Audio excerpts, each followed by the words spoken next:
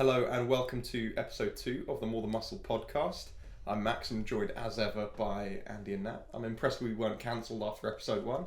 I don't know about you guys, but how are you doing, Nat? You right? Wow, yeah, all good. I think it's been up 24 hours and we're still rolling. Somehow. I've only just listened to the last one.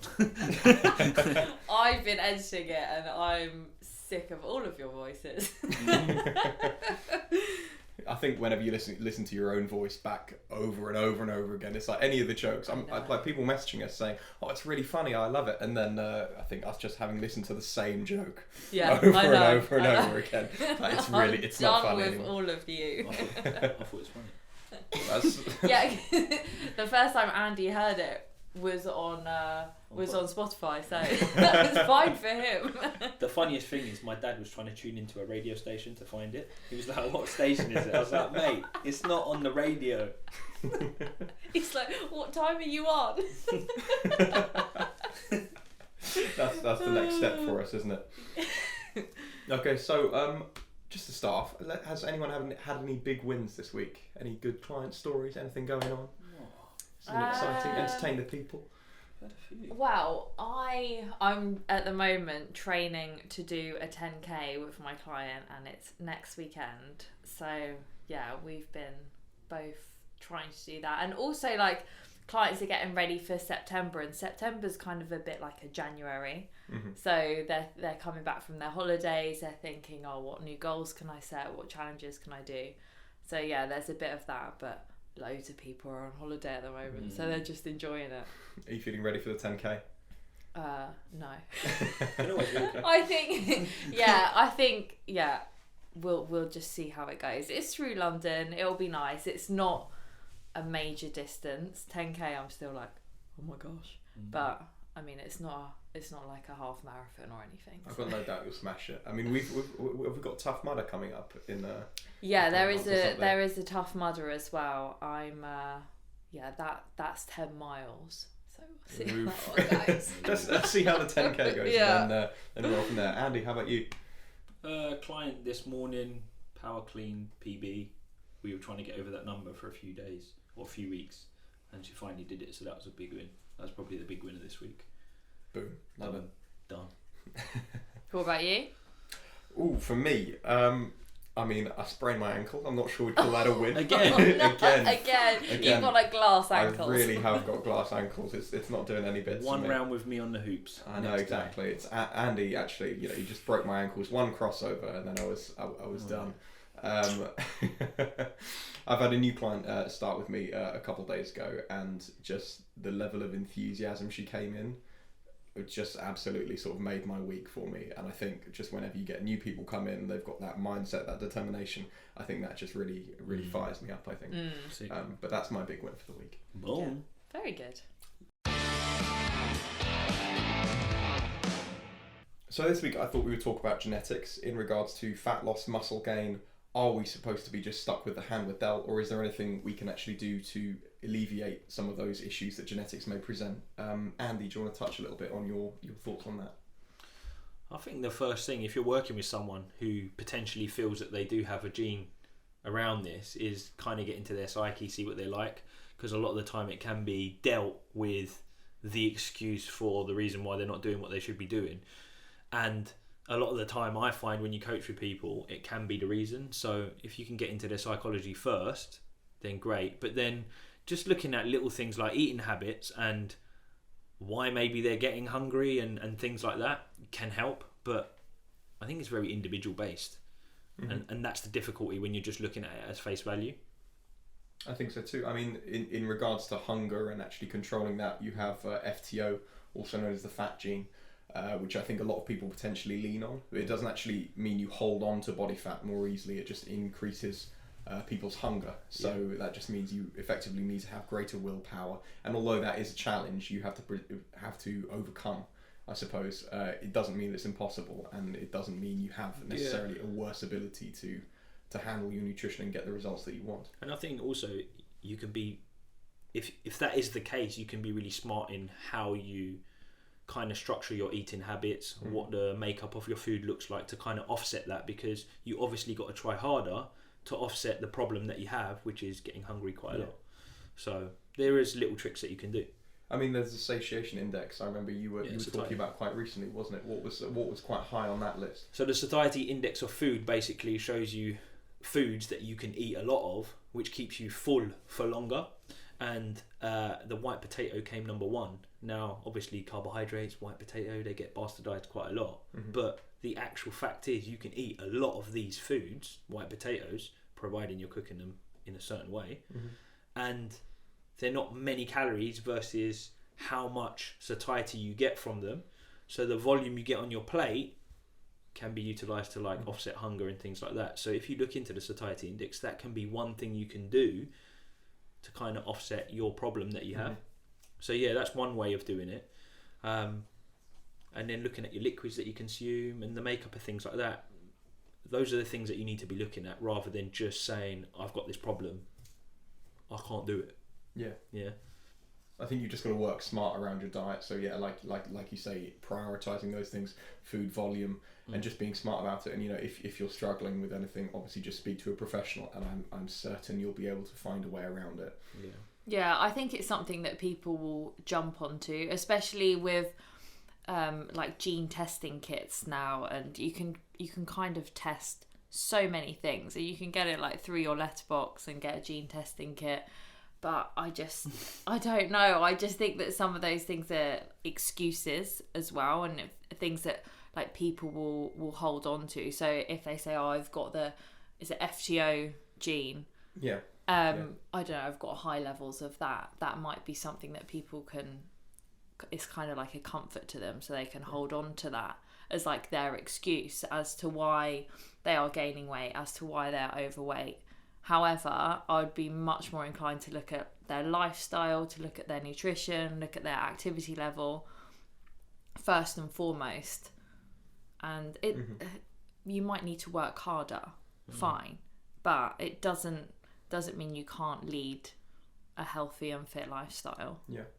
Just because a goal is slightly harder for one person to attain than the other, it doesn't mean it's impossible for that person. And it doesn't by any means mean you just rest on your laurels and just accept where you are. It's the same with exercise. People coming into the gym, you get people which will give you the reason, I've got a bum knee, or I've never done it before, I'm a bit nervous about it. That's not a reason. The thing is, with a professional's help, or even just someone that's comfortable in a gym environment, I think you can easily find a way of working around that. And the thing is, I've got excuses coming out my bumhole if I really want to put it there. It comes down to priority. If you've got an event, if you've got, something that really means a lot to you, then essentially all other things don't matter. That gene is not going to stop you. You're going to structure things, even with your output. It's all right, I like eating a lot. All right, I'm going to train more. Or smarter, get output out of that. So I think it comes down to priority a lot of the time. I think the fat gene isn't the only one that people can lean on. You get something called MSTN, which is another gene which actually impacts the body's response to resistance training. So same thing again, I think more prevalent with men who want to pack on as much size as possible, can get quite frustrated if they don't see the same results as someone else, because their response to resistance training isn't as great as another person's. But the same thing happens when it comes to just putting the work in and actually going through the motions. You will get there eventually. It's just not necessarily at the same speed as someone else. Yeah, and also I think when you look at most people, the way they don't train properly anyway for hypertrophy. And you start looking at those elements that they have control of, because you don't have control of your gene that you have. And you go, well, how can I improve those so that, all right, I might not pack on as much muscle as the next man or next woman, but I've addressed the things that I can control, the variables in my workout, I'm being smart about the way I lift, and you probably will put more muscle mass on than you currently have. And I think that's where your focus needs to lie, is what can I actually control? 100%. Yeah, because that's what we work with, and that's why our job is so good as well, because everyone is so different, and it gets us ticking, it gets us working. And yeah, I think if people can focus on what they can control and what they can manipulate, rather than worrying about looking like somebody else, who is totally different to them, I think that's what people need to focus on. And Andy, you touched on people not training for hypertrophy properly. Care to elaborate and just point out some of the common mistakes that you've seen before? Well, I think the first thing is, you know, leave your ego at the door. There's going to be probably a lot of weight you're going to have to take down so that you can lift correctly, you know, full range of motion, the lifting speed that you should be lifting at, and then obviously looking at your reps and sets, making sure that you're getting the correct volume load, which is basically the amount that you lift throughout the session, throughout the week. Each week you want to try and beat this, and that workload is what's going to induce the stimulus. People don't look at that, they just look at what the weight on the bar is and whether they're doing 12 reps or whatever. And there's such a bigger picture that you should look at. That's number one. And then number two for me is if we correlate the two, so we talk about the fat gene and the muscle gene, it's like you can actually look at your output and your input. So if you like eating a lot, then you know frequency might be your secret weapon in order for you to keep the fat off and actually also get the hypertrophy that you need. So frequency of work is the key. It's like, well, how much are you actually doing overall per muscle group to get the hypertrophy that you want? And those things are the things that people don't look at, in my opinion. I think you're completely right. Just to move on to something else, somatotypes. Again, that's something. I mean, you're taught in your GCSE PE lessons about. And again, effectively being shoehorned into being a certain type of athlete. For example, whether it be a rugby player is built like this and a basketball player is built like this. Nat, do you want to touch on a little bit, just a breakdown of? Yeah, I remember being taught these and it going in one ear and out the other, because I was thinking, how is everyone going to fit into like these three types of people? So I actually had to rejig my memory of kind of what they are. And yeah, it's same thing again. It's like using that body type. I think it's good to know. It's good to kind of know maybe what your sort of body does and how it responds to exercise and how it responds to diet. But I don't think that you should fit yourself into that block. Like, I am a endomesomorph, or there's like so many combinations that you can do. I think that's the way they broke it down to be more than three, is combining the two. Exactly. So you can you can combine them as well. And I was thinking, if I don't train and I don't look after my food, then I'm probably an endomorph. But because I do train and look after my food, I'm a mesomorph.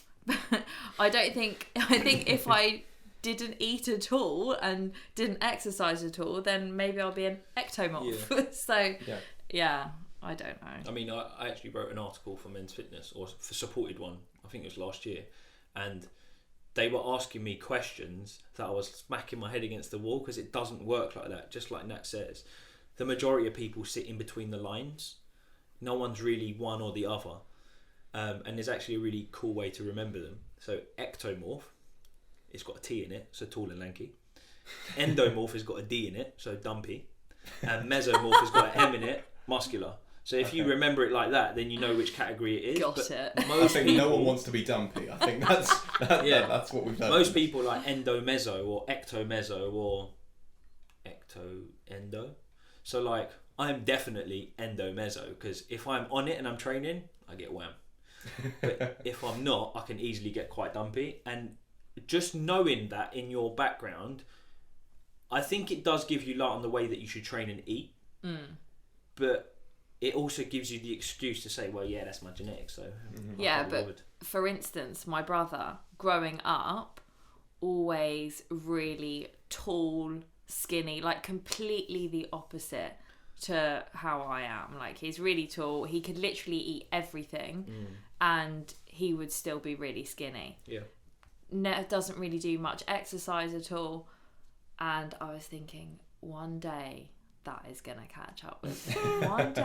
One day. Sounds like you were hoping for it. And it actually did. Like, now I look at him, I'm like, okay. I mean, it is actually catching up with you. That brings me on to the other thing that I was going to say, is that I use it quite a lot to prep the style of workouts and food I'm going to give to individuals. So if I know someone is ectomorph and leans towards that side, then I know I'm not going to give them too much output in terms of their working, because that's probably going to make them smaller and their goal is to get bigger, for example. So I might focus more on like myofibril hypertrophy stuff rather than sarcoplasmic. So lower end stuff, make them stronger, hopefully pack on some size, and then I'll let them eat like a king because I know they'll get away with it. Whereas if someone's an endomorph, then I might look at more output metabolic stuff and, you know, sarcoplasmic style hypertrophy so that they can absorb the food that they're eating, and I might look at them eating a little bit less because they probably couldn't get away with it. So I think it does give you light on how you're going to structure some of the things that you do. So it is useful, but it shouldn't be the reason why you categorize yourself. And the other thing is, it makes you realize that you can't compare yourself to the next person because you can only really maximize what you have. And I think that's a big problem we get with clients. They come in and like, I want to look like him. And I'm like, so do I. It's not going to happen. I've been training for like... Yeah, people will always say that. Like, oh, I want to look like so-and-so. Conor McGregor, perhaps? Yeah. Or I want to look how I looked when I was 25 and they're now coming up to their 50th birthday. And yeah, it's you need to look at what you can. It's going back to looking at what you can control, what you can manipulate, and what you can't. Just forget about the stuff that you can't. I feel like the media putting these things out is not helping anyone's case, because although they're hand or cherry picking these things that are true, it's not really helping people with their education on what the reason for their fat gain or lack of muscle is. It's just providing fuel to the fire on. It's like this is why, and it really isn't. This is why you look like this. This is the body type that you fit into. Right. Okay. Again, that's the hand you've been dealt. Yeah, deal with it. Exactly. Yeah. Which is not like, if I look at the hand I've been dealt and like we've been dealt, I think if we didn't exercise and if we just kind of ate what we wanted, we wouldn't have the body type of being like no muscle mass and really skinny. Like we would be the total opposite. Also, when I was shredded, I didn't say anything about somatotypes. But now that I'm not as shredded, it's like, because I'm endo, meso. It's like, that's the get out clause, and that's the problem. I think there's another tricky thing, which is looking at people's joints and their height, specifically when it comes to doing particular exercise, whether it be a deadlift, whether it be a squat. Personally, I've struggled a little bit, largely because I'm quite tall, so therefore, I mean, there's a reason why a lot of powerlifters and a lot of your professional bodybuilders are little hobbit men. Yeah. No hate. But I think there's a challenge there in terms of you've got to adapt your program. You can't compare yourself to other people, what they can lift, how they lift specifically. Largely, for instance, me, if I'm to deadlift from the floor, it's got a hell of a lot longer of a distance to actually travel versus if you are 5'5" and you're deadlifting from the floor, the same exact thing. Hence why I might go with a sumo stance instead of a standard to get me closer to the ground. But then you find yourself being penalised and people pointing at isn't that cheating? Isn't that easier? I was like, yes, it's easier because I'm half a foot higher in the air than you. And it's also realising that if you're training for hypertrophy, not for trying to be better at the deadlift, that there's so many variations that you can use that still gives you great output to the goal that you're looking for. And you see it all the time in the gym. People pick the same 3 exercises as if there's no other ones. And it doesn't necessarily sit with your makeup and your leverage and stuff like that. And something we were discussing with a member in the gym the other day was, how do I get bigger calves? And my first question was like, well, do you have a calf day? He was like, no. I was like, well, what do you do? He was like, I just tag it on. I was like, you don't do that to any other body part. That's number 1. So probably not getting the volume. And then number 2, like, have you seen those dudes with big balloon calves? They're like huge, and you're like, I wouldn't want calves like that, please. Santa, bring me them. I've been training for like 20 years and you ain't bought me. And then you got people with really small kind of like calves and huge soleuses, which is this bit, no one knows. So the soleus is the bottom portion of your lower limb, attaches into kind of where the ankle and foot is, whatever, that region. And so some people have longer soleuses and some people have longer gastrocs, calves. So depending on that will depend on what you can maximise. I guess the calf muscle for men is like the glutes for the women. So that Nah, I disagree. don't know about that. I feel like it's a I chest, don't- isn't it? Yeah. well, okay, Every but day just, is chest day, blood. How much you benching? Oh. How much you bench? Guess is what I did the earlier. barometer of every man's strength. okay, but like I think it's the same thing when it comes to women with glutes. So because I think that they're so popular right now. I've heard. Like, but yeah, so a load of that is genetics as well, and you see so many glute programs. I know that obviously you can grow your glutes and you can get them firmer and bigger, but loads of that is genetics, and people will try so hard to change that. Yeah. But Hips, innit? People Yeah. with different hip structures. hip structures, Yeah, exactly. thigh gaps as well is another one. Yeah, I never understood that. The thigh gap, just in general, I don't like. Is it meant to be attractive? Is it good, bad? Like, I don't understand what a thigh gap Yeah. gives you. Yeah, that's a goal for a lot of women. I just don't understand it. As a man, obviously, I'm aware. Yeah. You know, we often have like different physical goals based on your Yeah. gender, but I just don't get it as a premise. Yeah, it's just I but it's to do definitely with wouldn't like get it hips. from It's to do with like hip structure. Yeah, So that's what it is. it's nothing to do with like size, and you'll definitely lose your snacks as well if they fall on We're your not lap. about that, exactly. That's why we want a big chest. Yeah. Snacks right there. Yeah. It's a little shelf. The shelf. It's Exactly. for the coffee cup, isn't it? Yeah, well, mine slide right past my chest and onto my lap. Nat needs more bench press days. We'll put them in the program. Frequency 3 times a week. There we go. Thanks, Andy.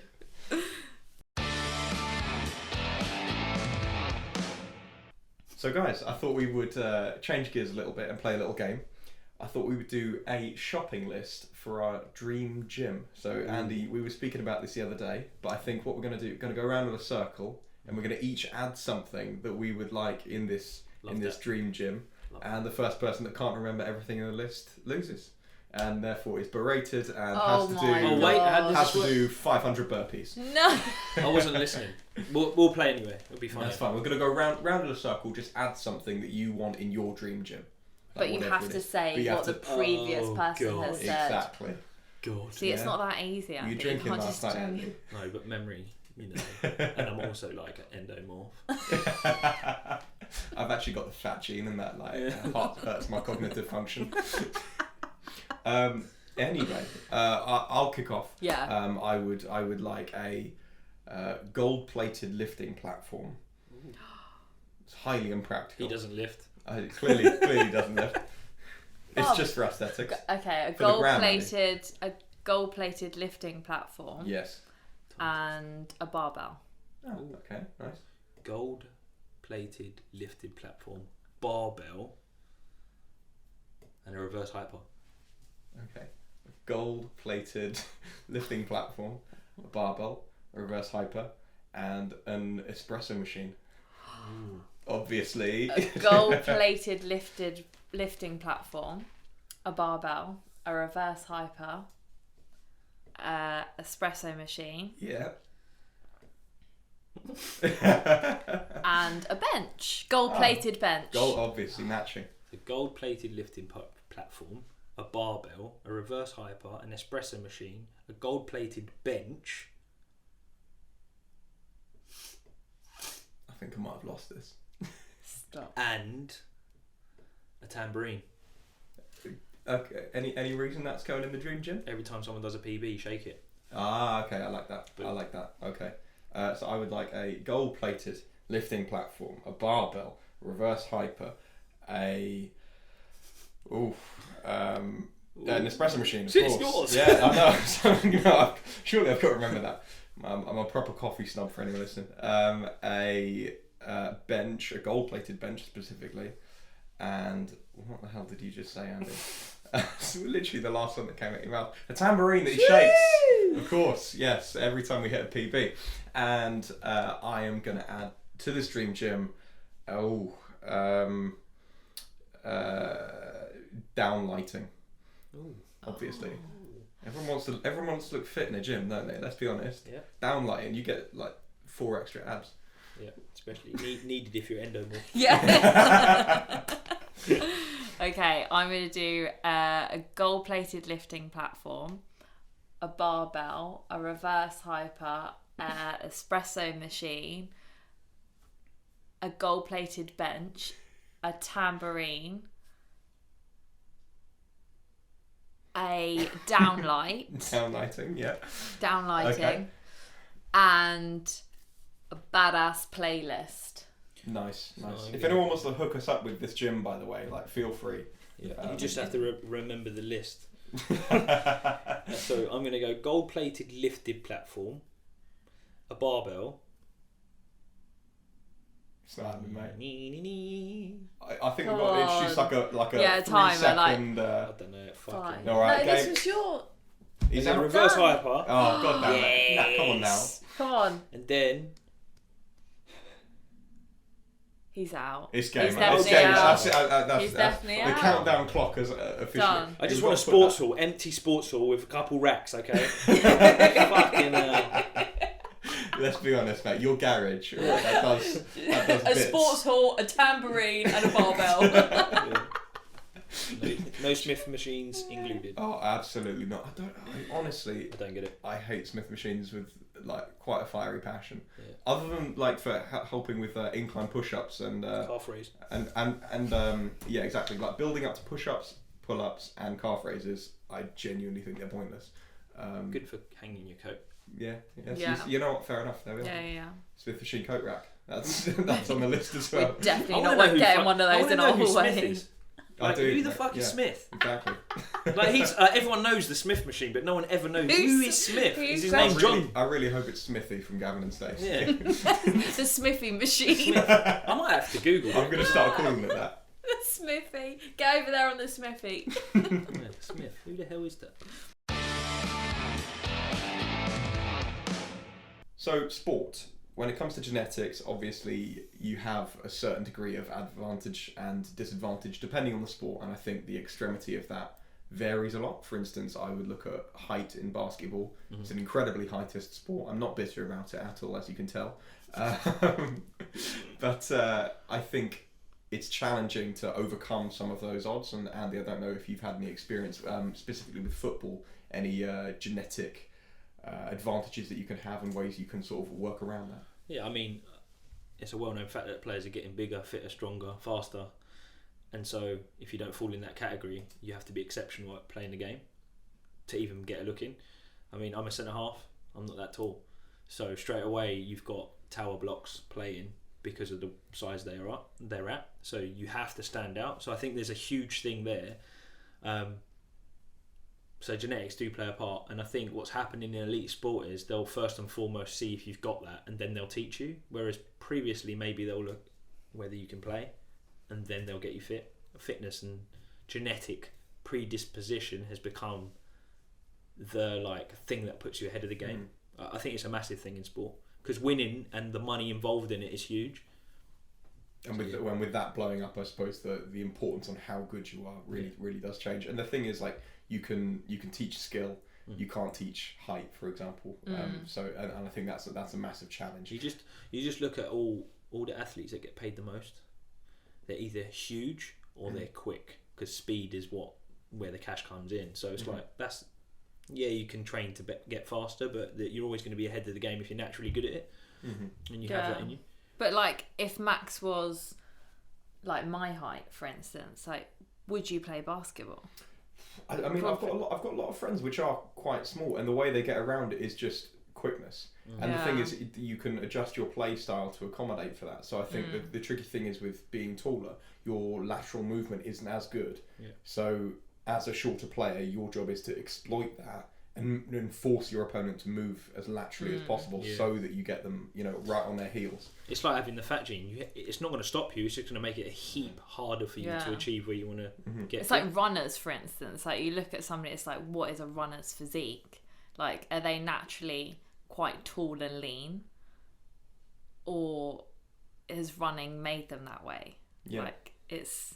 I mean, obviously not made them taller, but maybe I should do more running. I think you look at someone like Usain Bolt, he's 6'5", incredibly long stride length. So you look at something like that, and I mean, he's smiling to the camera, he's celebrating like meters before he even goes over the line. That's mad. Exactly, it's insane, but you've got to put a certain degree of that down to genetic advantage and being taller with that greater stride length. Yeah, and maximising it if you've got it. Oh, of course, yeah. Like, everyone says to me now, Andy, you ain't got a footballer's body, why are you playing football? And it's like, well, when I was actually playing, I was probably about 15 kilos lighter than what I am.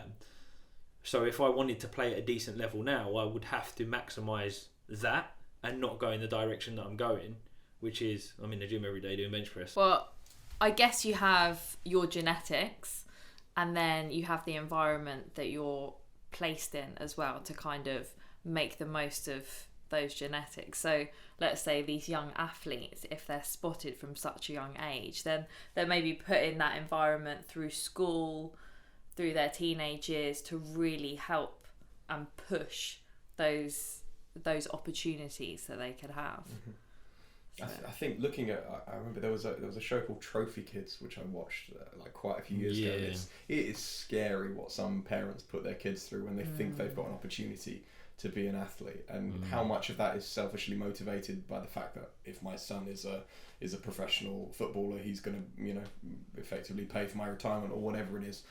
It's just scary watching how hard some kids can be pushed. But I was actually talking about stuff like this with a client of mine, and his kid is now going into, I think, secondary school, and basically he was talking about the secondary school and now looking to create a program within the curriculum where if you're not the genetic kind of pool of really elite talent, you're still going to be doing a subject where activity is your fitness, rather than if you're not in a sporting category and you're trying to win things, you're still inclusive.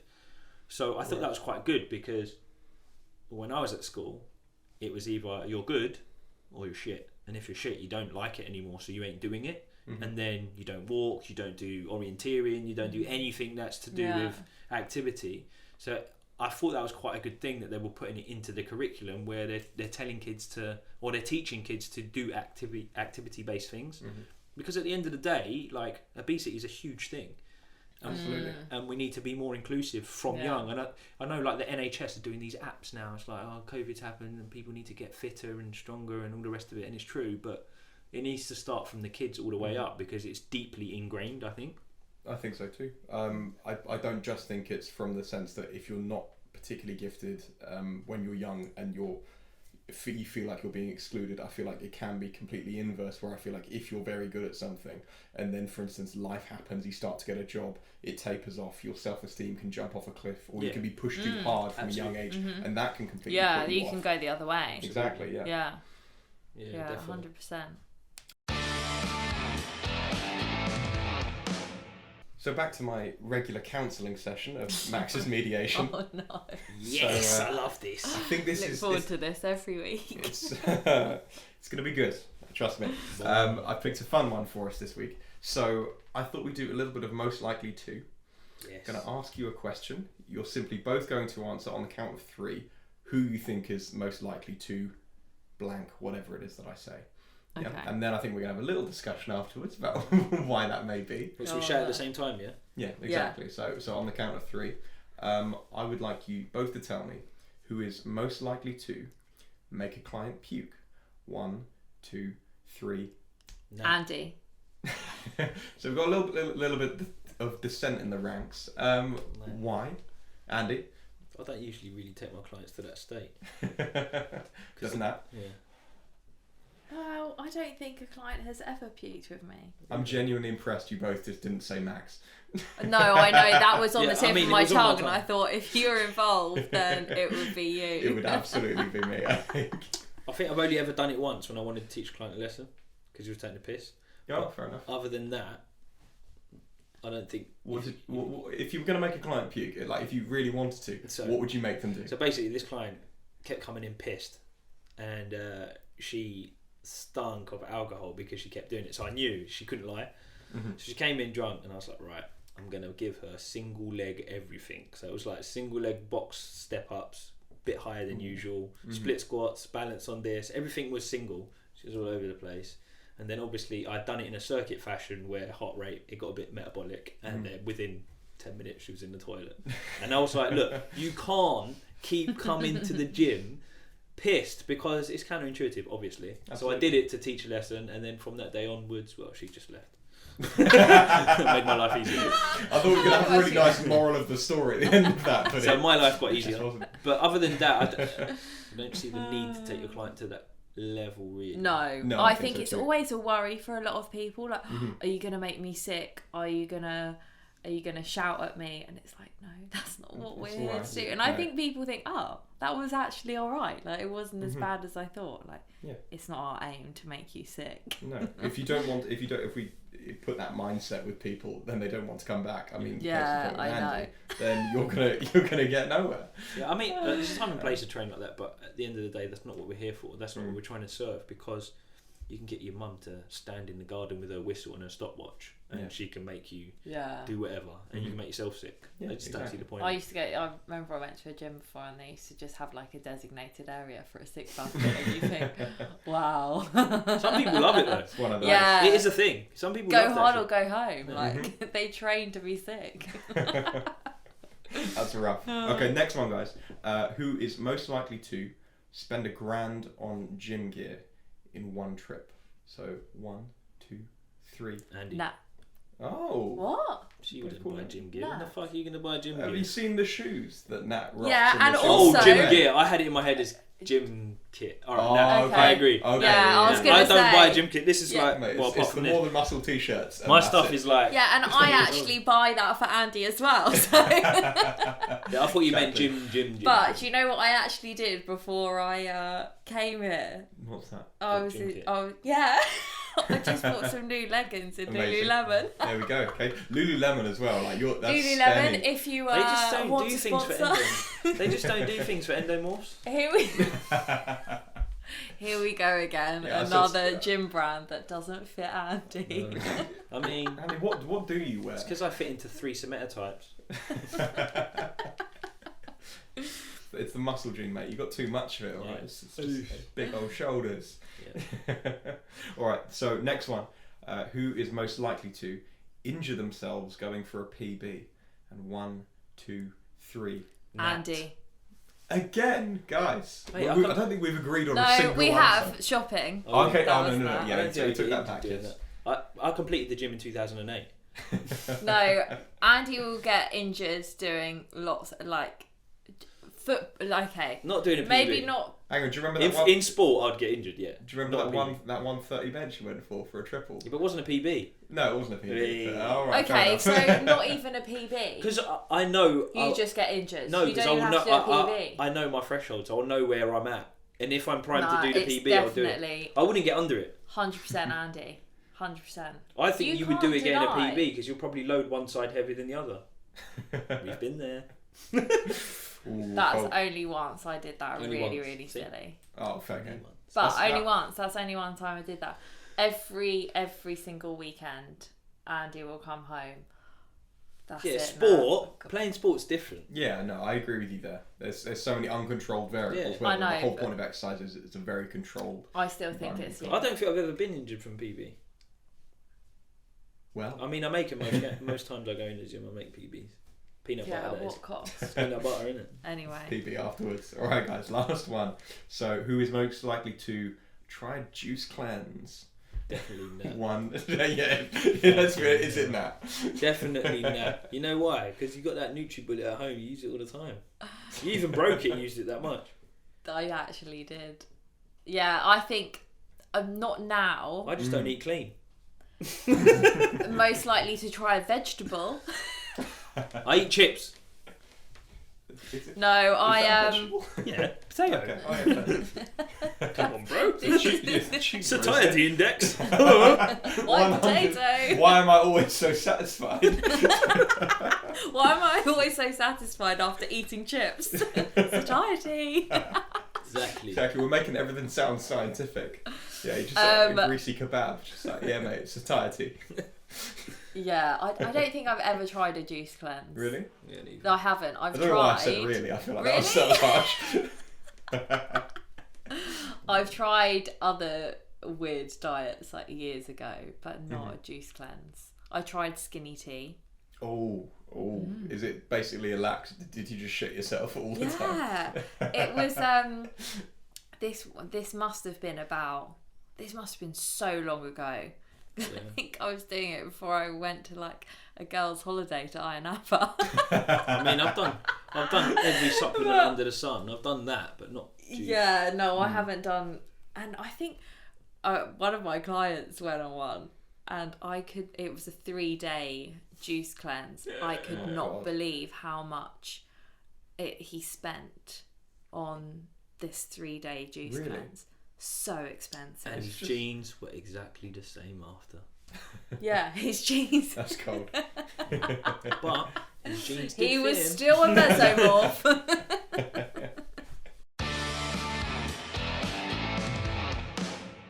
Okay, guys, thank you very, very much for listening to episode 2 of the More Than Muscle podcast. You can find us on More Than Muscle Ltd on Instagram or morethanmuscle.co.uk, and we will hope to see you next week. Boom. Yeah, lovely. And also just thank you so much for the support of episode 1. It was brilliant to see. But yeah, see you next week. Of course. Ba-da-ba-boom. Boom.